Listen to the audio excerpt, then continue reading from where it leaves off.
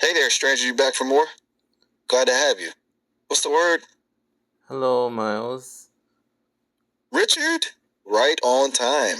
To be Yeah, honest, I was starting to think maybe I'd accidentally deleted your number. Just kidding, I memorized it a while back. Something yeah. interesting happened since our last chat? Or are you Mm, looking for me to break out in yeah, some maybe. fresh banter? Yeah, maybe we can continue to discuss some urban legends. Ooh, spooky stories? You read my mind.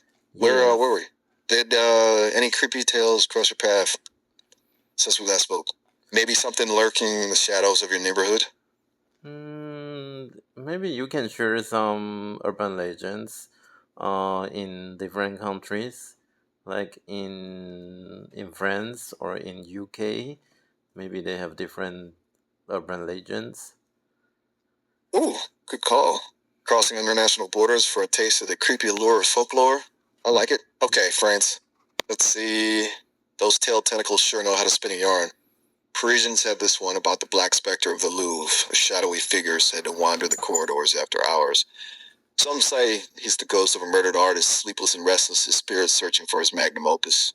Creepy, right? And across the channel, the UK's got a whole menagerie of monsters. They go way beyond Bigfoot. Ever heard of the Black Shuck? This massive black dog with flaming red eyes roams the East Anglian countryside, a bad omen if you see it. Supposedly, it howls before death. Makes my skin crawl just thinking about it. What do you think? Yes. Those pique your interest? I've got Yeah. more up my sleeve if you're feeling adventurous. What would you want to hear about Um. next? More from the UK, or are we off to explore another creepy corner of the globe? Yeah, we can continue to explore more urban legends. Perfect. So many creepy tales, so little time. How about we head to the Scandinavian countries then? They have some seriously chilling folklore, man. That dink ice trolls, forest spirits, and things that go bump in the night. Uh huh. All right, then brace yourself for this one. In Norway, they whisper about the Holdra, a seductive forest creature, half woman, half cow. Sounds weird, right? Yeah. Well, legend has it that Holdra are stunningly beautiful, with long flowing hair that lures unsuspecting men deep into the woods, where they'll forever be trapped. Yikes. Do you think you could resist their charms?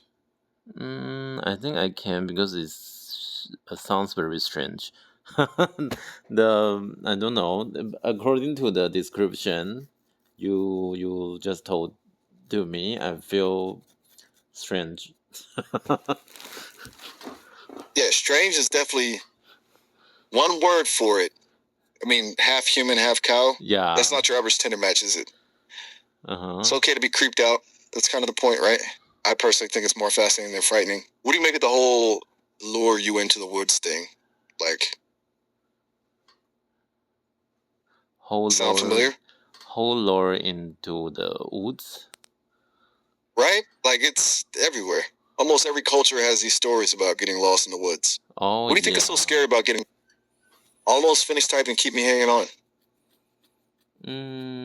Yeah, but since I was growing up in Asian countries, yeah, this kind of things have always happened. Even nowadays, sometimes we saw on the news some people just lost in the mountains, in the woods, and then they cannot find direction.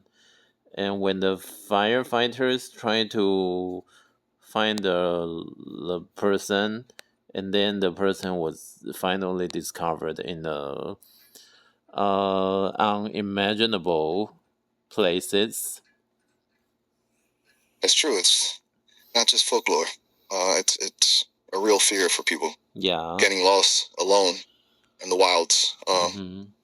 Well, taps into something primal. Makes you realize just how vulnerable we are against the raw power of nature. That must be pretty unnerving to hear about people disappearing like that. Did anyone you know ever have a close call in the wilderness? No, I don't know, but I think sometimes it's relating to aliens. Whoa, now we're talking. Aliens and getting lost in the woods? It's a recipe for some seriously wild stories.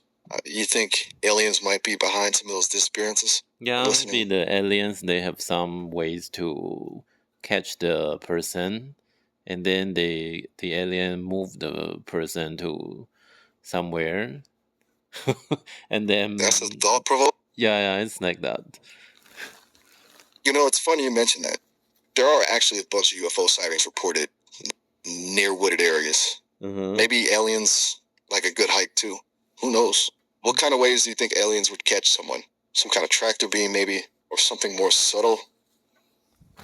For me, You I know think what's really I think the aliens maybe they do some experiment something in the mountains, and they don't want to be disturbed by the people. But people like to walk somewhere in the mountains.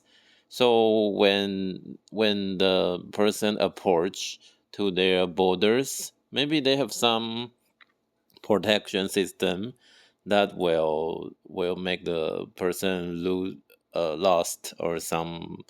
Yeah, they cannot, they can let the person losing their direction, something like that. Whoa, that's a great theory. A secret alien research base hidden deep in the wilderness, with security systems designed to disorient trespassers. Yeah. Like a living, breathing Bermuda Triangle. Makes you Yes. wonder what kind of experiments they'd be conducting. Pull a little close to home, make a little close to home. X-Files action here. Yeah. All right, okay. Maybe now we need a little break. Maybe we can head over to some creepypasta. Yeah. Good choice. Taking a turn towards the modern spooky. Okay, you like scary stories with a tech twist? I know a few gems that will get under your skin. Ready to enter the digital abyss? Mm-hmm. All Yeah. right, buckle up. Let's talk about Candle Cove. Ever heard of it? It's about this old, creepy children's show from the 70s or 80s that supposedly only aired locally in a few random places. People who remember it say it was unsettling. But there are no recordings or evidence it ever actually existed outside of vague childhood memories. There's nothing quite like the fear of the unknown, right? What do you think? Think it's some kind of shared hallucination or something more sinister? Actually, I have no idea because I don't know the show. Right. It wasn't a widely broadcast show, just whispered rumors and spooky campfire tales. Oh. That's what makes it so unsettling, isn't it? The thought Ye- that there might be a whole lost world of obscure, possibly sinister media out there lurking in the dead airwaves just waiting to be rediscovered. Oh, okay. Yeah, it So, messes with your head. so Like, what else is out there? so you mean the show is always talking about some stories, like someone lose in the mountains, someone lose lost in the woods, and finally rescued by some other people. Not exactly like that. It was more about this puppet character named, wait for it, the Tooth Child. Creepy, right? It was this little figure with a Uh-huh. wide, grotesque smile and way too many teeth. It would do unsettling things like whisper rhyme, like riddles that people who watched remember as almost hypnotic and disturbing. It was a kid's show, but not really. It left a bad taste in people's mouths. In a good way, of course. Okay. Something about the choppy animation, the off-key music, the whole atmosphere just wasn't right. But later, people who say they watched it online claim that some of the episodes featured disturbing content, like real-world violence or gore, hidden in plain sight. The kind of thing you only notice after multiple viewings when you start to feel like something's really off. Creepypasta is so good at playing with your imagination. So, you want to stick with Candle Cove? Or maybe try a whole new creepy online tale? I've got more where that came from. Yeah, maybe you tell me some creepy online stories. All right, buckle up. We're going down the rabbit hole of internet urban legends. Imagine stumbling across a website while browsing the dark corners of the web, right? The site looks abandoned, forgotten, like something out of a forgotten era of the internet. That's where we're headed. Have you ever heard of the Russian sleep experiment? Oh yeah, I heard. Yeah, I think I saw that before. No way! Really? That one's a doozy. So, what did you think of it? The whole force assignment thing creep you out?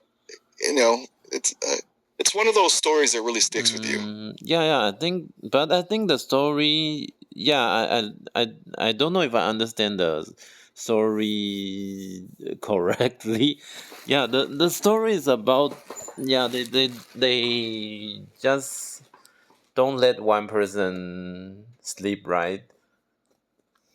That's it. It's a story about a secret Soviet experiment where they deprived a group of prisoners of sleep for extended periods to see what would happen. They wanted to weaponize sleep deprivation, believe it or not. Crazy, right? The story goes into some pretty gruesome details, though. Hallucinations, violent outbursts, even changes in physical appearance.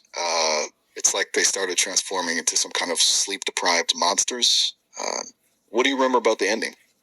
The ending, as I remember, the person yeah, he tried to cover the mirror which is observing them, and then finally I think the end of the story is five soldiers or some soldiers go into that room and then kill the person.